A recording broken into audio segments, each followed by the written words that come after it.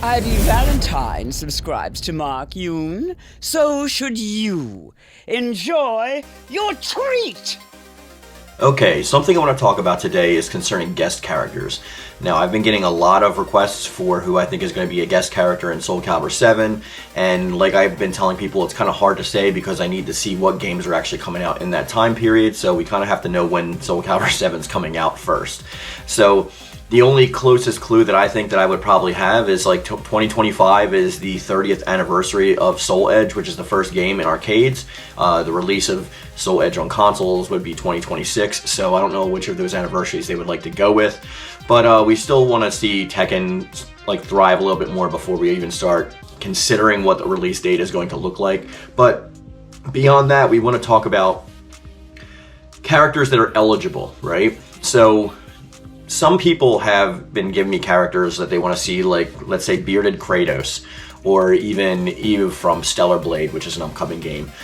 What they don't seem to realize is that there's not going to be any console exclusivity when it comes to characters in Soul Calibur 7. This has been quite a long time coming thing.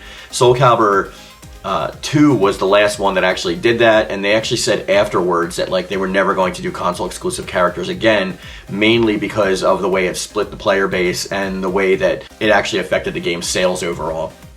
So we know that Soul Calibur 2 has a listing of 2.5 million units shipped or sold, and this is not including Soul Calibur 2 HD edition, which was digitally on PlayStation 3 and Xbox 360. But the problem that lies with that is that a lot of people don't understand why, and I'm going to get into some of that. So we had 2.5 million sales for Soul Calibur 2, right? And that's split across 3 different games. So we have the PlayStation 2 with Heihachi, we have the Xbox with Spawn, and we have Link that's on the GameCube version. And we know that Nintendo and Project Soul had parted ways after that point, because this may be purely speculation, but there has not been a single mainline Soul Calibur game on any Nintendo console since then. Like, the only one that you can even come close to saying, which is Soul Calibur Legends on the Wii, which isn't a mainline series game. And we've never seen that again. We know that their reputation is probably hurt from that because even on Soul Calibur 2 HD edition, Link is nowhere to be found. So we have Spawn and we have Heihachi, but they could not procure the rights to keep Link in that version of the game, making Soul Calibur 2 forever an incomplete game. And even if you have all 3 versions, you can't play the characters against each other. You're never going to have Spawn versus Link, right? So that is a really big problem, and I know a lot of people love Soul Calibur 2 and they hold it dear to their hearts, but that's kind of where the problem started with Project Soul, was Soul Calibur 2. Because the fan base was split, and because people, like, literally that was their first game for that system. Let's say you are a huge Zelda fan, and Soul Calibur 2 is your first Soul Calibur, and you bought it on GameCube, and now you want Soul Calibur 3. Well, guess what? Soul Calibur 3 is PlayStation exclusive because they needed outside funding after the loss that they took from the GameCube version of Soul Calibur 2. So they looked to Sony, and Sony helped procure them finances and helped pay for the game, which is why it's exclusive. Now, there's also guest character problems in that game. They were supposed to get a character for that game, and I believe it was supposed to be Cloud. It's either Dante from Devil May Cry 2 or Cloud. I forget which one because different games like have different things. I think Cloud was supposed to be in Soul Calibur 2, and Dante was from Devil May Cry 2 is supposed to be in Soul Calibur 3, if I'm not mistaken. I could have those mixed up, but that's generally what it is. So it fell through 2 games in a row, them actually getting the character that they wanted. We even see this with Soul Calibur 6. They wanted Noctis, but Harada won out, and I guess they offered more money for licensing out the character, and Tekken ended up getting Noctis from Final Fantasy as opposed to Soul Calibur, which is why people are like, shouldn't he be in Soul Calibur? That's like a weapons-based character, and you don't really see many of those in Tekken. There's some, like Master Raven, and maybe even Eliza if you want to count her chainsaws, but it's few and far between. But regardless, the money talks in that situation. So then we have Soul Calibur 4, which is the first one that Harada was being the executive producer on. Oh, I think he was just a producer, not the executive producer. And they were still looking for outside funding because they didn't make as many sales with Soul Calibur 3 as they had intended, and probably couldn't pay back the money that they were gifted from Sony to finance the game. So now we're in a situation where we have no money again, so how are we going to get this game made that we want to get made? That's where Lucas Games comes in. They were trying to cross-promote with their game, The Force Unleashed, which was debuting, so therefore they gave them the funds to help make Soul Calibur 4 with the stipulation, with the very, very, very real stipulation, that it was going to be a pretty much promotional product for The Force Unleashed, which is why we have Star Wars stages, we have Star Wars themed music, the story is centered around the Star Wars characters. Even people forget that Algol even debuted in that game because it's so Star Wars heavy.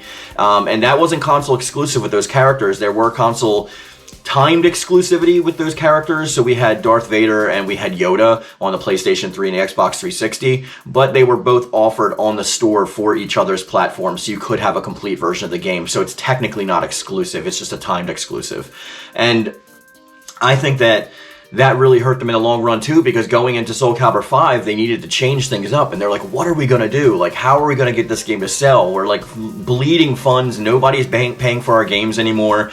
So then they got Harada to pretty much, who was also working on Soul Calibur 5, to be like, alright, well, what are we going to do? And the director at the time, who was pretty much fired after Soul Calibur 5 sales were released for the first quarter, he basically literally is quoted as saying that like he wanted it to be like Street Fighter Third Strike. So he wanted to get rid of a bunch of old characters and bring in a bunch of new characters, which were pretty much just younger clones of like their older counterparts. They had slightly different movesets, but they were pretty much clones nonetheless. And they wanted to have a strong connection to esports. They wanted to really push this game with esports, which is kind of hard to do in Soul Calibur because you need a lot of rules outside of that, because for some reason Soul Calibur allows created characters in online ranked mode, which they definitely shouldn't. That definitely hurts tournaments because of hitboxes and size differences and things like that. So it's not really a good thing to have that online. Like, I believe that online ranked should be as vanilla-based game as possible. I don't even think DLC characters should be allowed in it, really. There's other modes that they should be able to have, like casual matches and casual online, like not ranked. But we didn't know what to do at the time. So Project Soul is scrambling, Harada is scrambling, and then the game failed. They outsourced so much of that game because they couldn't get it done in time. The story was cut by 75% famously, and they didn't even do the cutscenes for the game. They actually outsourced the cutscenes for Soul Calibur 5 to CC2, which are the makers of the Naruto Storm games and the Naruto Ultimate Ninja games.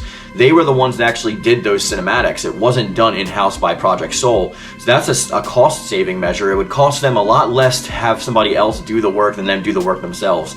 And then we all know what happened. The planned DLC was canceled. The game did horribly. We don't know the specifics of how many copies Soul Calibur 3 sold, but Soul Calibur 5 is the lowest selling like Soul Calibur game.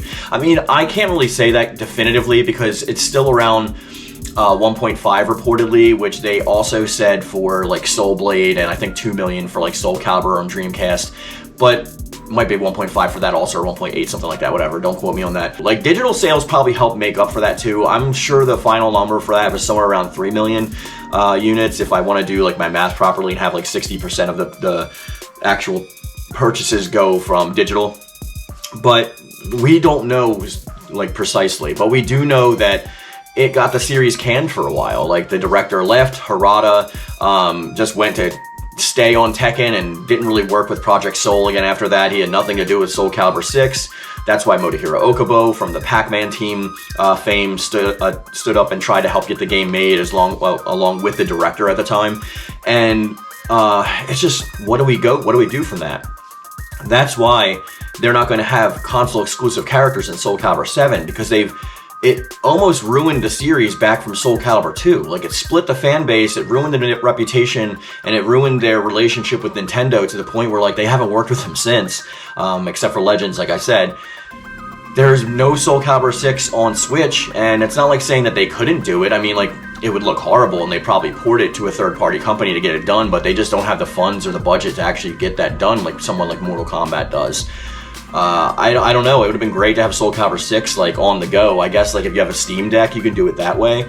But beyond that, it's like they're not going to take the risk. So I don't think we're going to see Kratos. So people argue Kratos too, like, oh, he was in Broken Destiny. Yes, but Broken Destiny is PSP exclusive. So there's no like console exclusivity with other characters because it was literally only on the only handheld at the time besides like the DS. which obviously Nintendo hasn't done that. They've shown up, Soul Calibur characters have shown up here and there on like different titles, such as Project Cross Zone 2 and stuff like that. I believe they were even in Warriors Orochi 3, the Ultimate Edition. But beyond that, their relationship with Nintendo is done, like, basically. Like, again, I haven't heard this definitively, that's just speculation on my part, but I believe the proof is in the pudding. Like, we just see what we see, right? And it is what it is. So with Soul Calibur 7, I don't think we're going to get any console-exclusive guest characters. So we're not going to be seeing someone like Kratos. We're not going to be seeing someone like Eve from Stellar Blade, unless that goes multi-console. We're not going to be seeing any kind of representation for characters that are locked to a certain system.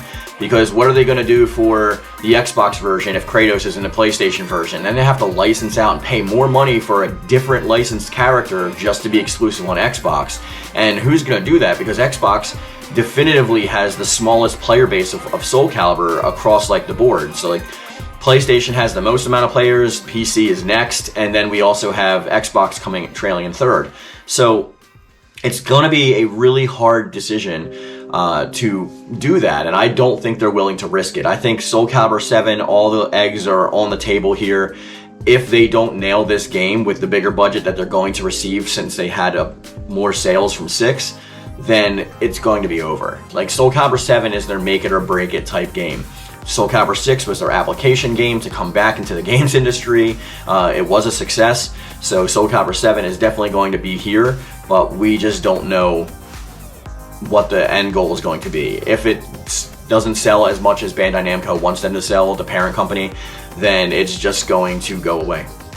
We also had that failed iOS game that closed down. We had the free-to-play failed game that came out similar to like Tekken Revolution. I forget exactly what the name was of that Soul Calibur game, but they were both failed attempts at revitalizing the series for a new generation. But Soul Calibur 6 very much went back to basics when it came to that.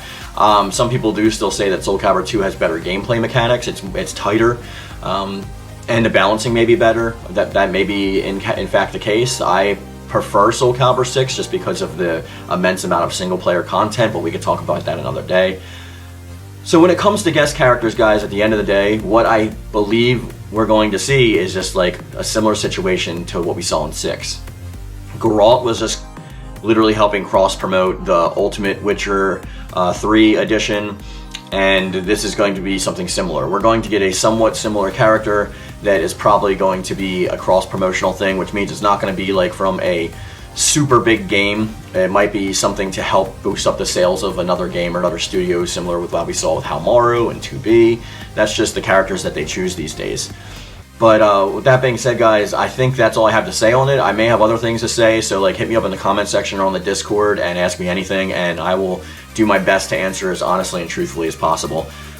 Before we end the video, though, we're going to go to the last poll. And I actually asked last week, I said, what part of Soul Calibur 6 do you play the most? 10% of people came in and voted for Libra of Souls. 51% of people, being the overwhelming majority, say create a soul is what they play the most, to create a character. 23% of people said online is their focus. And 16% of people said couch versus. And this is out of a poll of 293 votes. And you can see the comments from that video while we're talking about this right now. I want to thank you guys for all the new subscribers that have been on the channel and everyone that's helping make this channel bigger. This is our channel together as a community, so we're helping make this grow. And I want to thank you for being a part of it and watching the videos and watching the shorts daily and leaving likes and all that good stuff. But this channel would be nothing without you guys, so I really appreciate you and I really thank you. But we're going to end the video there, and I guess I'll see you guys on Monday with a short. So with that being said, I love it. Thank you. And thank you.